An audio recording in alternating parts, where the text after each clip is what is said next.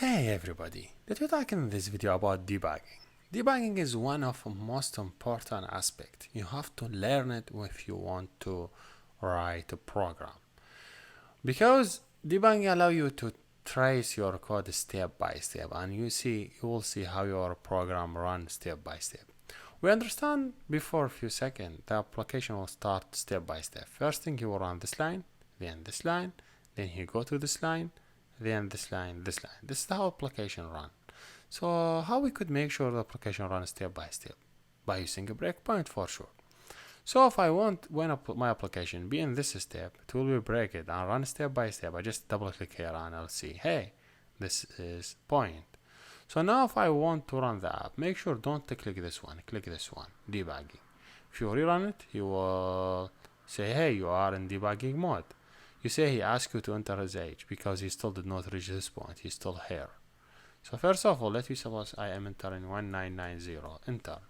See, when he reached this point in the code, he just stopped it. And now I could move it step by step by clicking this or this or this.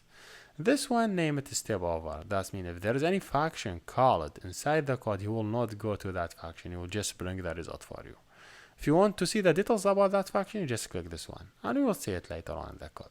So I want to step over, so just click it. You see, if you just look here, you will see how he defined the variable and everything works. See, you have date of birth, you have current year, 2017, date of birth. Before 2 seconds, current year doesn't have anything, but now it's have year. Now they have date of birth, but if you see the age is not defined yet because this line did not execute it yet. So when the line executes, he will define new variable named age. If you go down, here you go. See, he defined new variable named age.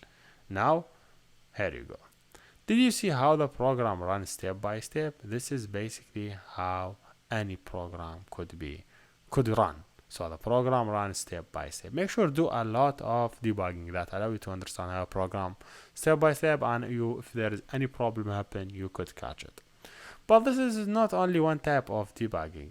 You could debug on specific things. So I say, okay, only the people who has age 1990, I want to debug them. So just click right on here and you will see this one. You say the condition. You say, okay, I want the DOB, the date of birth, add space, equal, that means equal specific age.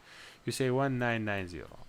Because the data that entered in date of birth should be string, so make sure add it in single quotation for now, because until this step, stay still string.